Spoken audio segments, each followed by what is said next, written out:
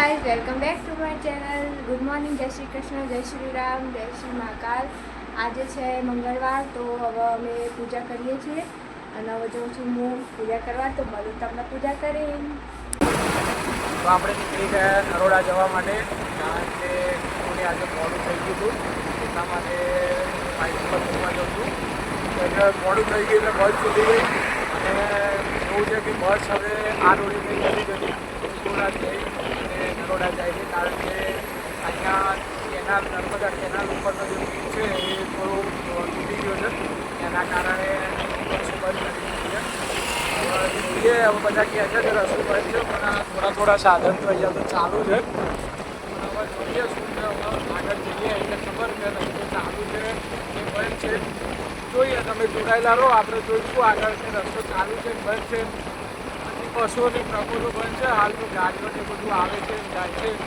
તો જોઈએ રસ્તામાં શું છે. અને આપણે અત્યારે જઈએ છીએ ઓફિસ કરવા માટે, મૂકવા માટે, કારણ કે વાગી ગયા છે 9 ઉપર થઈ ગયું છે.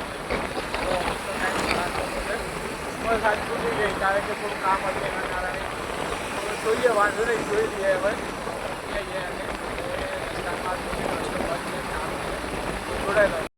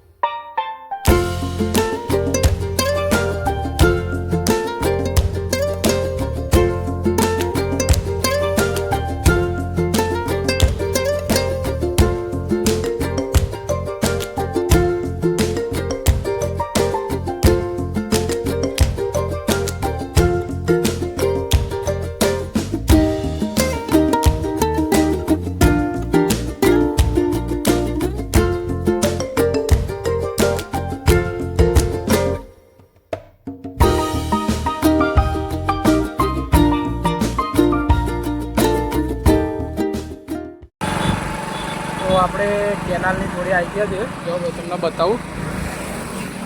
એમાં રોડ બંધ તો છે, પણ જે ભારે વાહનો હોય બસ ટ્રક એના માટે બંધ છે. બાઇક, ગાડી, રિક્ષા એના માટે તો રોડ ચાલુ જ છે અત્યારે હાલ. પણ વન વે ચાલુ કર્યો છે. એક સાઈડનો ભાગ જે પડી ગયો હતો એ સાઈડનો પુલ બંધ કર્યો અને આ બીજી સાઈડનું જે છે એના ચાલુ રાખ્યું છે. અને જે અહીંથી નરોડા જતા સાધનો હોય એમને ડાયવર્ટ કરી જલુંદ્રાવાળા પુલ ઉપર જઈ અને પાછું ત્યાં આવવાનું છે. અંદાજે 2 થી 3 કિલોમીટર આમ ફરવા જવું પડે, પણ અત્યારે કામકાજ ચાલુ છે. જુઓ તમે, આપણા કેનાલે આગળ જવાનું, આગળ 2 કિલોમીટર થઈ પુલ ઉપર જઈને પાછા સામેના રોડે થઈને અને પુલની પેલી બાજુ જવાનું.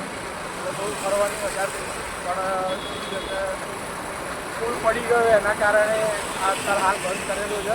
લગભગ ડિસેમ્બર મહિના સુધી આમ બંધ કરેલું છે. એક સાઈડનું ચાલુ છે, એટલે જો કોઈ જે હેમથી નરોડા જતું હોય તો બસમાં જતા હોય તો બસ જોડા થઈ જાય છે, એટલે એનો ટાઈમ બી વધારે લાગશે. અને તમારે અહીંથી જવું હોય તો રિક્ષાઓ અત્યારે ચાલુ છે, ઓટો રિક્ષા ચાલુ છે, એમાં તમે જઈ શકો. તમને આગળ બતાવું, પુલ પડી ગયો છે ને બહાર તમને અંદર બતાવું. અને અત્યારે આ જુઓ, કેનાલની જોડે આપણે જઈએ છીએ આગળ. હવે આગળ જઈને સામેના પુલ થઈને અને આ સામેના રસ્તા જવાનું. અને એમાં પાછું ગયા હતા આપણે ત્યાં પાછી જઈને અને આપણે નર્મદા બાજુ જવાનું છે. આગળ તમને બતાવું રસ્તો. કેટલું મસ્ત આ બાજુ નજારો છે જોવા.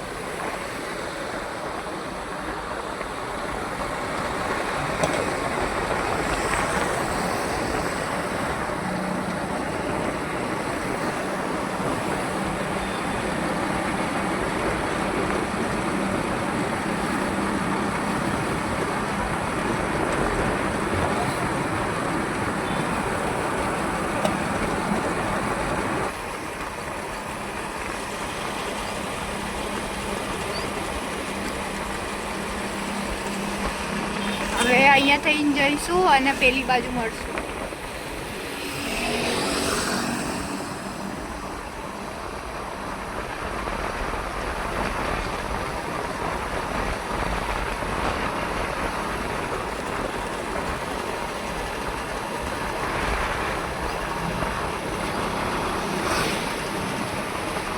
ચેક ડેમ છે ને?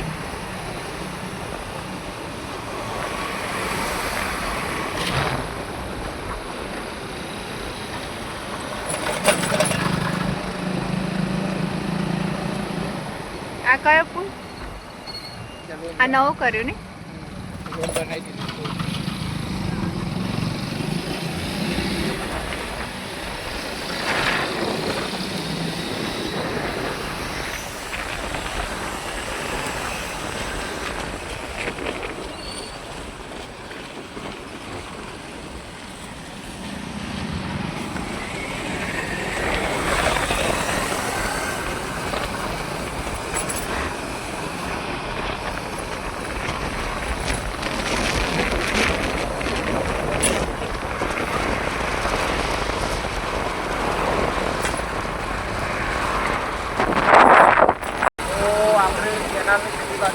આ બાજુ આવી ગયા. જો તમને બતાવું, હમણાં આવતા હતા આપણે પેલા રસ્તે અને અત્યારે આ રસ્તા આવી ગયા. આપણે ખાસું 2 કિલોમીટર જેટલું ફરી અને આ રોડ પર પાછા આવી ગયા. અને હવે આપણે સીધા નરોડા બાજુ નીકળશું, નરોડાવાળા રોડ પર. કેટલા બધા સાધનો આમ ફરીને આવે છે.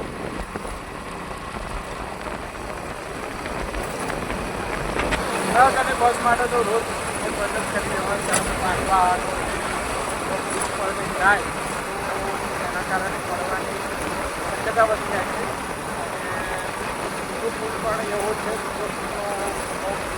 એના કારણે ત્યાં બી ભારે વાહન જાય એવું નથી, એના કારણે બંધ કરી દીધું છે. ગામથી આવતા હોય તમારી જોડે ટ્રક બસ કે એવું કંઈ લઈને આવતા હોય તો તમે ગામથી ના આવતા તમે થોડા ટ્રેન કરી શકો છો, ડાયરેક્ટ હાઈવે થઈ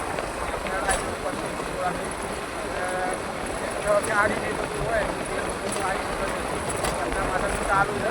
પણ હા, તમારા પુલની બાજુમાં થઈ તમને 2 કિલોમીટર સુધી જેટલું તમારે ફરવાનું થશે. ખાસ ધ્યાન રાખજો ગામથી અમદાવાદ જતા હોય કે આગળ સુધી જગ્યાથી નરોડા ગામથી જતા હોય તમારે રેગ્યુલર ટાઈમ કરતાં 15-20 મિનિટ પહેલાં નીકળજો. કારણ કે શું છે કે આ જે 15-20 કિલોમીટરનો એરિયા છે ને એના કવર કરવામાં બહુ ટાઈમ જતો રહે, કારણ કે રોડ બહુ જ ખરાબ છે. બહુ જ ખરાબ છે રોડ. એના કારણે તમારો ટાઈમ વધારે લાગશે અને ટાઈમ હોય એટલે ટ્રાફિક પણ વધારે હોય. થોડો ટાઈમ પહેલાં નીકળવાનો છે આપણે ટાઈમ અમારે ત્યાં મોડું થઈ ગયું છે. કંઈ વાત નહીં, થોડું મોડું થઈ છે તો થોડું વધારે મોડું તમને આગળ બતાવું થોડું આગળ.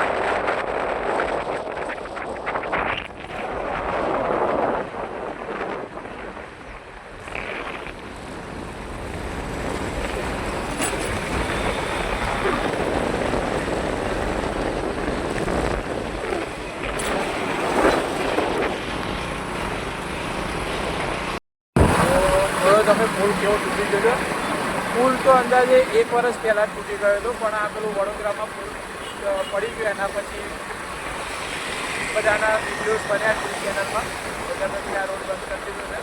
અત્યારે આ તમે જુઓ, 1 કિલોમીટર પહેલાં જ અમદાવાદથી તમે આવતા હોય તો અહીંયા બેરીકેડ મૂકેલા છે, એટલે જોઈ શકો છો.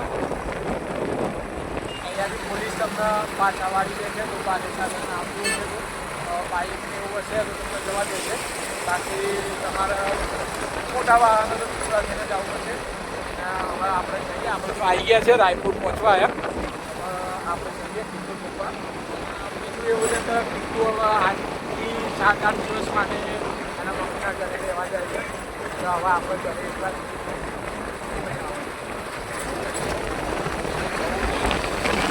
ના પાડી મને નહીં ફાવે અને એટલે મારે રહેવા જવું છે. તો કઈ વાંધો નહીં, આપણે એને મોકલીએ. ઓકે ગાઈઝ, અમે નીકળી ગયા છીએ કેળા શોધવા માટે. વિથ જાનવી કેળા શોધ્યા છીએ રસ્તામાં. તડકામાં આ તડકામાં મને હેરા બસ. તો એટલું ચાલવું તો પડે જ ને. લે તો તડકો ના લાગ્યો? દુપટ્ટો નહીં લેવા દીધો, કાંઈ નહીં. તું એટલી કાળી નહીં થઈ જા આગળ. મેરેજ તો થઈ ગયા છે, હવે હું તારા નહીં પાછી તાર લગનમાં માં તૈયાર થઈ નહીં આવવાનું. હા એ તો છે, એ તો તારે આવવાનું જ છે. એમાં તો ક્યાં ના છે જ. દુકાન તો બંધ છે. તારી ભલી ખાલીમાં જો તો બધી બંધ હશે. લ્યો આ હવે જોયેલા મોડા જેવા પાછા ગોર સે દેખો ઇસ ચહેરે કો. ખોટું ખોટું હેડાડી મને. પણ મને શું ખબર કે દુકાન બંધ છે. પાછી હેડા શું કેવું.